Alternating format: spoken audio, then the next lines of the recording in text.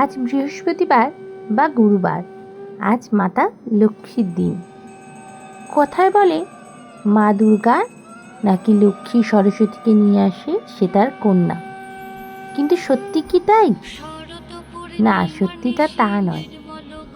মা লক্ষ্মীর জন্ম তাহলে কোথা থেকে? চলো জেনে নেওয়া যাক।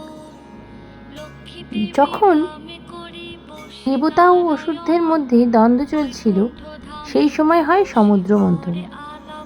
সেই সমুদ্র মন্থন থেকেই অমৃত, গরল সব কিছুর মধ্যে দিয়েই আরও এক অপরূপ জিনিসের আগমন ঘটে। তিনি হলেন মাতা লক্ষ্মী, যিনি ধন, সম্পত্তি ও সৌভাগ্যের দেবী হিসাবে চিহ্নিত।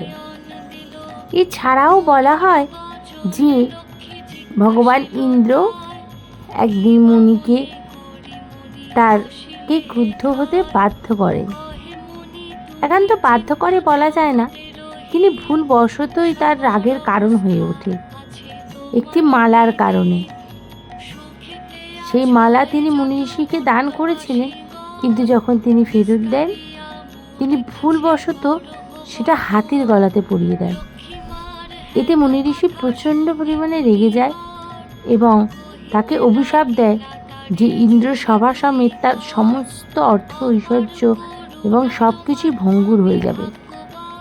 এর ফলে ভগবান ইন্দ্রের সব কিছুই বিনষ্ট হয়ে গেছিল। বলা যায় যে ভগবান ইন্দ্রের এই সব কিছু ফিরিয়ে দেওয়ার জন্যই মাতা লক্ষ্মীর জন্ম। মাতা লক্ষ্মীর জন্মের পর তিনি ভগবান বিষ্ণুকে তার স্বামী রূপে গ্রহণ করেন এবং তার আশীর্বাদ আমাদের সবার ওপরে বিরাজমান।